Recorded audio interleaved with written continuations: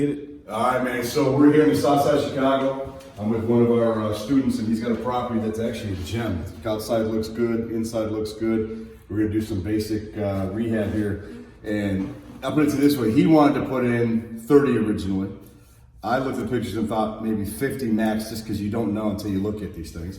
And now that I'm walking it, I'm thinking 35 solid. And here's how I'm coming up with these numbers. We're gonna refinish the hardwood floors, in my opinion.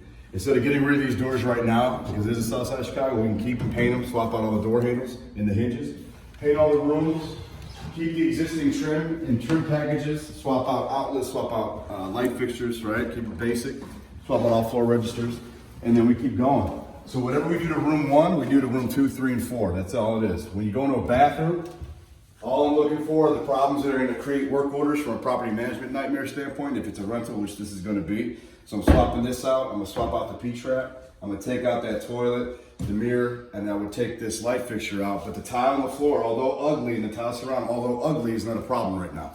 Right, so we can deal with that later. So when you start putting your maintenance plan together as an owner, you can deal with it later. This tile on the floor is ugly, but the reality is it's in good condition. The grout is painted black, or grouted black, it is what it is. So what I told our student here to do is play off that. So when you look at pictures, this kitchen looks nice. When you look closely, it needs a lot of work. So I said, with the budget we have, we can swap all this out. Call the cabinet company in early, let them get their CAD drawings with the same layout, raise the cabinets to the ceiling, get rid of the crown. You don't need that down here. Keep the island in place, and to save money, all this granite, although it might not look attractive, it's in phenomenal condition. So call a granite company, pay them labor, they remove it, they'll reinstall it once the cabinets are in. Don't let the GC do that, that's not their trade. Appliance package is minimal. You have a range, a hood, and a fridge. So this kitchen can be upgraded very easily.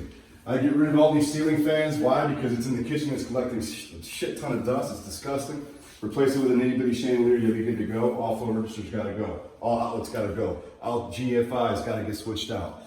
All these eyeball type can lights, since the housing unit's already in there, just recess them, call that a day, right? You don't have to reinvent the wheel, it's already lined up for it. All of these smokes have to be hardwired, so you got a little bit of extra expense there, but that's not a big deal. If we go down to the basement, basement smells like dog, because they used to keep a dog down here, and we could tell just by smelling it. First thing I look at in the basement are all of the mechanicals, right? Service panel is good, it's upgraded, and I've got room. I'm happy, I'm not worried about that. When I go this way, I see the floor's got vinyl tile, but you know what? It's ugly, but it's in good condition. I see that we have paneling. It's ugly, but it's in good condition. So the idea is worry about that later. Paint the walls white, epoxy the floors gray, right? It's a renter. Let them figure that out later. But at the end of the day, when you want to go sell the product, whenever that may be, then you have the decision to put in drain tiles, you have the decision to put in carpet or laminate or whatever the hell you want to do. Only in Chicago will you find security doors like this in the basement. It's hilarious. This is where they used to keep the dog. You can smell it. There, I'm not going in there. If you walk through there, you just see, like, if we just epoxy this whole thing, it would make sense. You know, the basement itself is in pretty good condition overall. Just paint the walls, paint the floor, paint the doors. All right, swap out all the hardware. That's all you have to do. It's dark in here, so I'm not going to go in there, but my advice was get rid of the HVAC unit. Not the entire HVAC system. The ducts look good, everything's running nicely, but the unit itself can get swapped out, right? And don't let your contractor spoil you, because it's like $500, $600, $800, right? It's not a lot of money if you buy it yourself. Water heater's old, we're swapping that out for new couplings and fittings. I